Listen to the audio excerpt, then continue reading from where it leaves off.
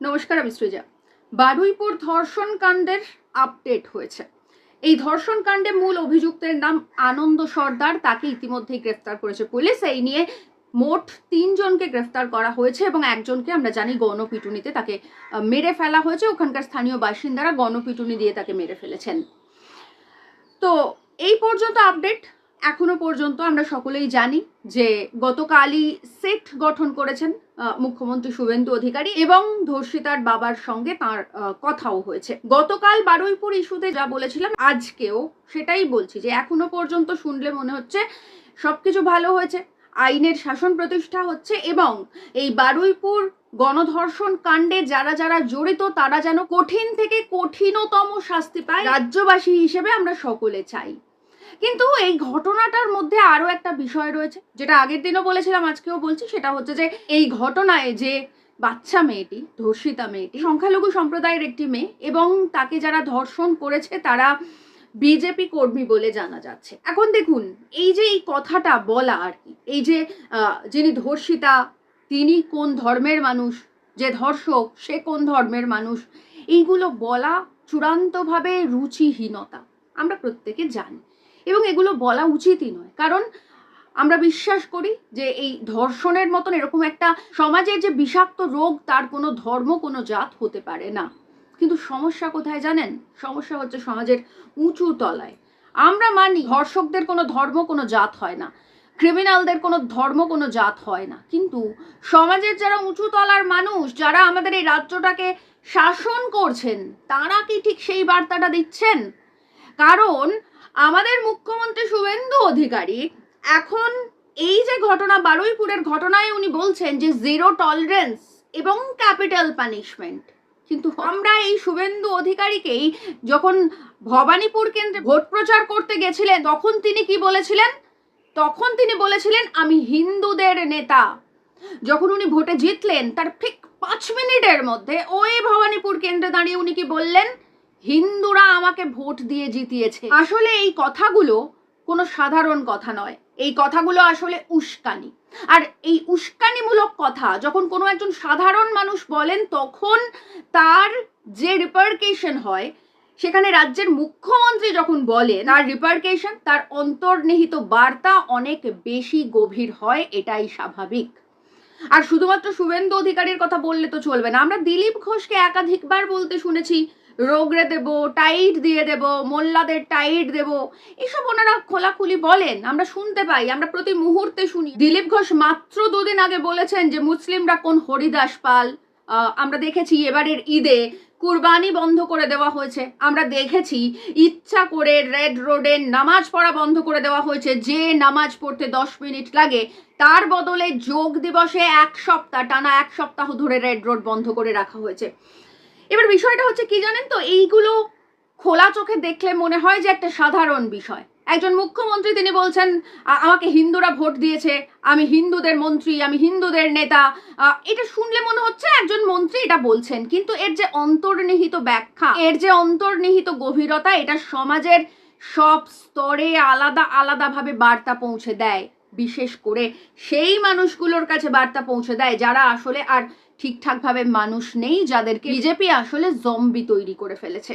আসলে নিজেদের নেতা মন্ত্রীদের কাছে যখন এই সমস্ত ব্যাখ্যা পায়, যখন এই বিজেপি আরএসএস এর নেতা মন্ত্রীরা খোলা আকাশের নিচে দাঁড়িয়ে বুক বাজিয়ে একটা ধর্মনিরপেক্ষ রাষ্ট্রকে হিন্দু রাষ্ট্র বলে ঘোষণা করে, যখন এ রাজ্যের কিছু পোষা কুকুরের মতন সাংবাদিক সুন্দরভাবে উপস্থাপনা করে টিভি চ্যানেলের লাইমলাইটে এসে প্রাইম টাইমে ঘোষণা করেন যে কিসের কুসুম, যখন বলেন যে দেশ থেকে বেরিয়ে যাও, পাকিস্তানে চলে যাও, বাংলাদেশে চলে যাও, কথায় কথায় যখন ধর্মনিরপেক্ষ রাষ্ট্রের কথা বললে বামপন্থীদের বা সাধারণ মানুষকে সেকুমাকু বলে গালাগালি করা হয়, তখন সমাজের সর্বস্তরের প্রতিধ্বনি আলাদা আলাদাভাবে হয়। আর সেই প্রতিধ্বনির ফসল হচ্ছে আজকে এই বারুইপুরের ঘটনা। এটা মুখ্যমন্ত্রী স্বীকার করুন বা না করুন, এটা বিজেপির কর্মী সমর্থকরা স্বীকার করুন বা না করুন, এটাই সত্যি।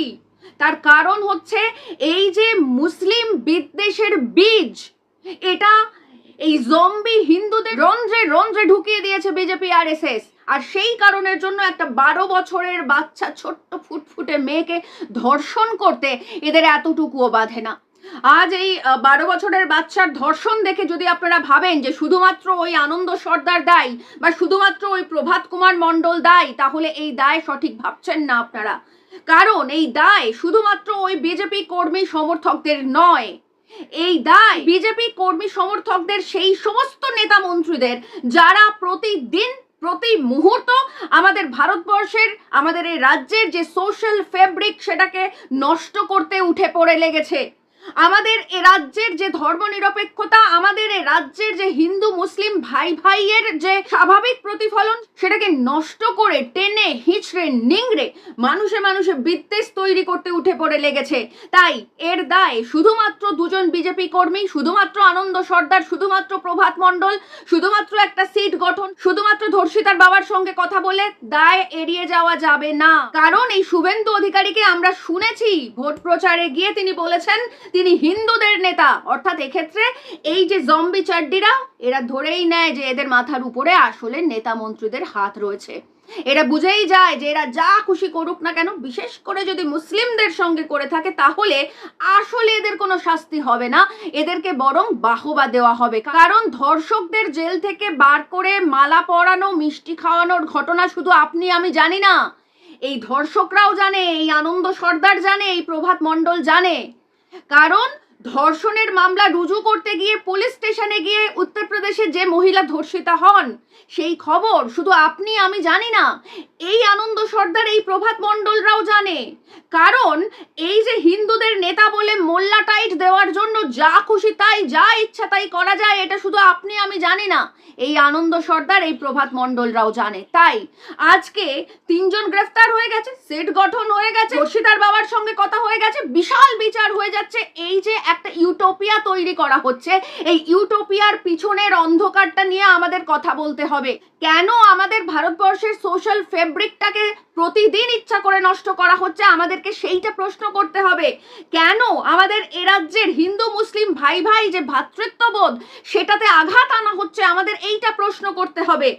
আজ একজন বাচ্চার ধর্ষণ হয়েছে, অত্যন্ত নোংরা, অত্যন্ত জঘন্য, অত্যন্ত মর্মান্তিক একটা ঘটনা।